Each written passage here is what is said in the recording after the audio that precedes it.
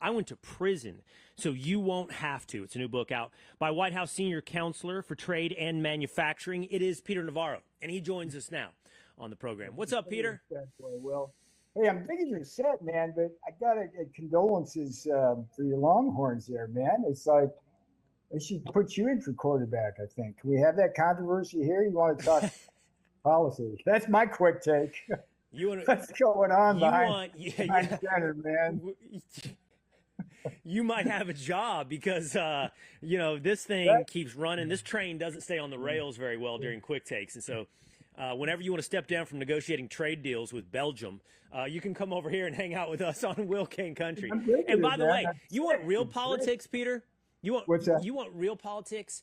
I I do. mean, dealing with Xi Jinping or Vladimir Putin is probably nothing compared to what Steve Sarkisian is dealing with. Like, what do I do? I've got this five-star quarterback with a famous last name, and he's not very good, and I can't bench him. Like, he has no idea how to deal with the politics of the situation for the Longhorns. Yeah, well, I don't know where that 5 stars came up. Like, he does have a famous last name, but yeah, Sarkeesian, I love that guy. It was back in Cali, and he was the coach at USC when he ran into his troubles there. And I was so nice to see him kind of resurrect himself in Texas. Yeah, But man, that's painful to watch. That's that's just it painful was to very watch. painful Saturday. Yeah, yeah, Very yeah, painful getting whooped by the Florida Gators. yeah. Peter's got a new book out, as I mentioned. I went to prison, so you won't have to. I want to get into some of the politics and really talk about the judicial system as well. But you spent a good portion of the book, Peter, talking about your experience in prison, and I found that fascinating. Share that a little bit of that with us. Down in Miami, federal prison. That's a new world you got experience and exposure to. Yeah, no country for old men there, Will. I was in there with 200 felons, and I was the only guy that had committed a misdemeanor. I was the only guy who would wind up serving the full term of his sentence because of the politics of the whole damn thing. And it was tough. You go in there. There's a little chapter, and I went to prison, so you won't have to. It's a diary, kind of on a daily basis, and it's like the coldest summer I ever spent was the coldest winter I ever spent was a summer in a Miami prison. And so I get in there the first day, kind of looking around. I'm wondering what's going on. And I get in there, it's like 58 degrees, right? I'm going, what? It's like an ice box. And a lightning bolt, like almost a year ago, it hit the electronics of the air conditioner and wiped out the thermostat. So rather than put in like a $200 thermostat, they spent like 3 grand a month extra just running the thing full time. It's like freezing. But that day I learned that there's humanity in prison.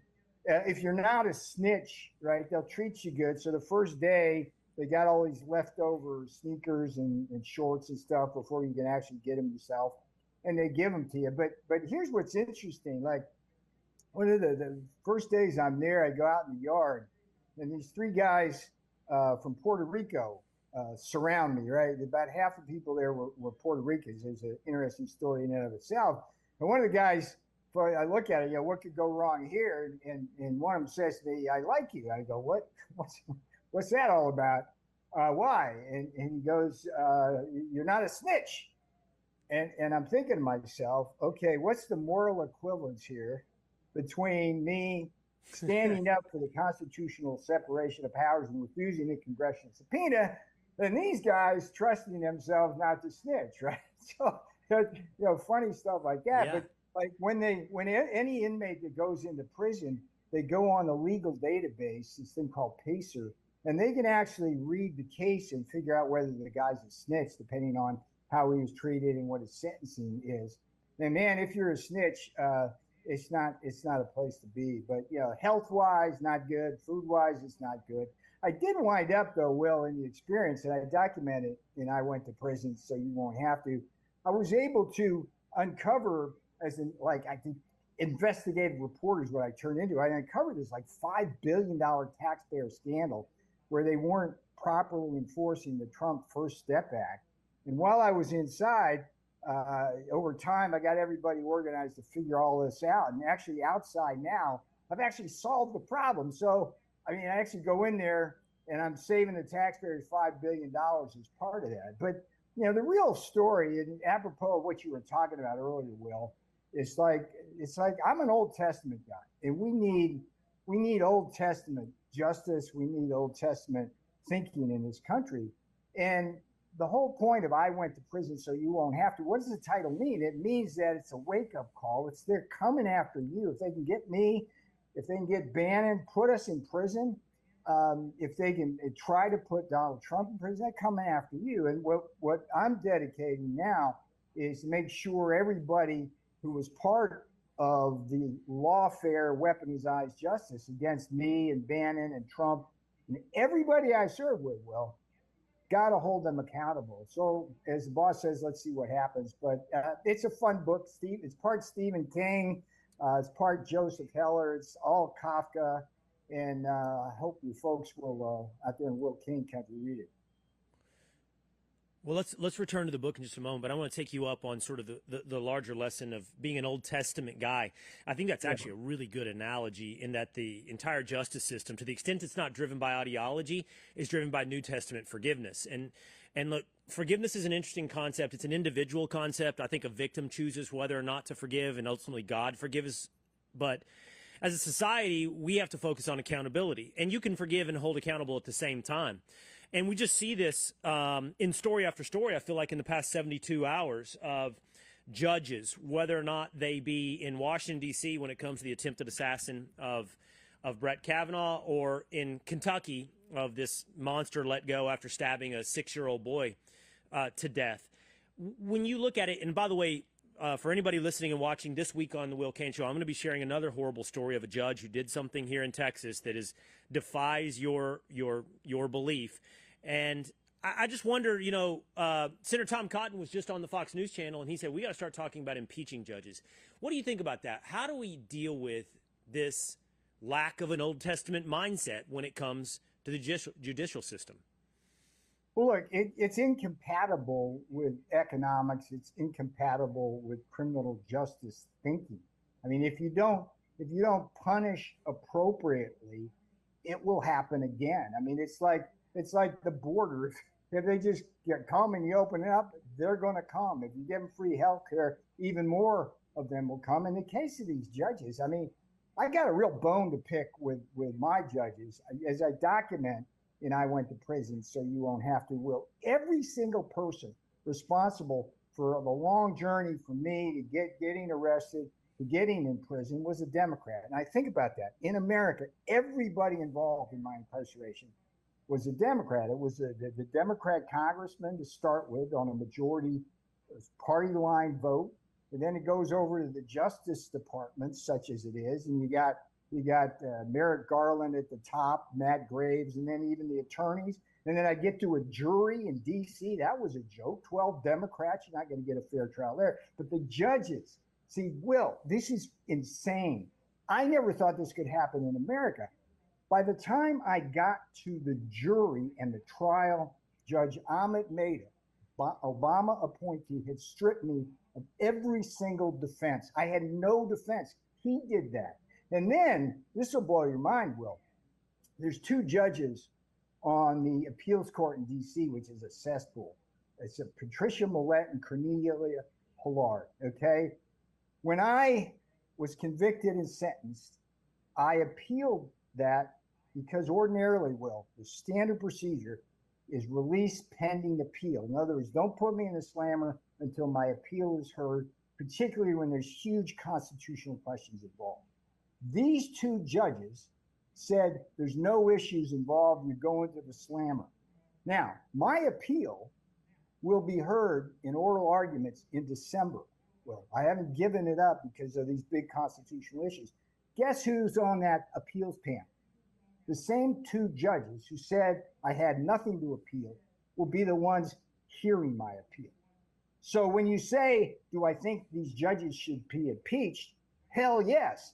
I mean, these judges, like Portland is like, that's a really nice city, or at least it used to be. I don't understand that place.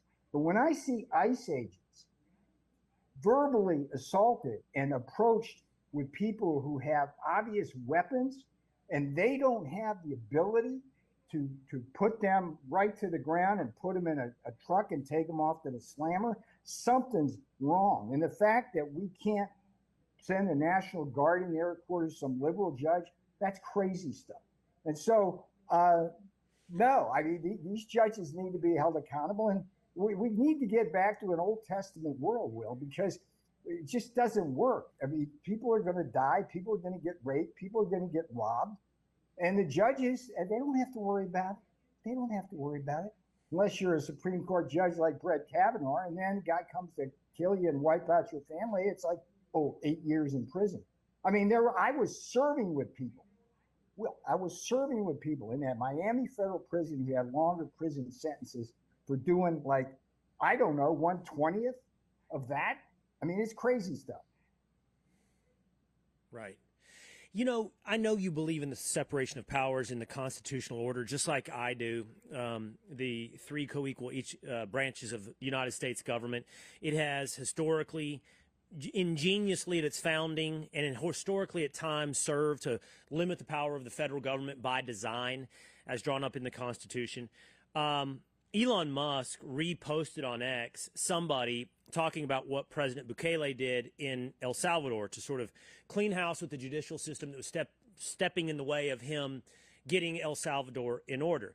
That has left many on the left talking about the real constitutional crisis in America, that to the extent that Elon is in the administration, we know that Elon is not, but his influence, his power, that it is fulfilling the fever dreams that President Trump is forcing a constitutional crisis. You and I can acknowledge the problem we have, both in your personal situation, in these anecdotal cases across the country, and now as well stepping in the way of National Guard helping ICE agents protect their own security in the city of Portland. But the real question beyond impeachment, Peter, is what can you do about it? What can you do about it and avoid the constitutional crisis? It's very difficult. And if you look at through the lens of my own situation, I was a senior White House advisor.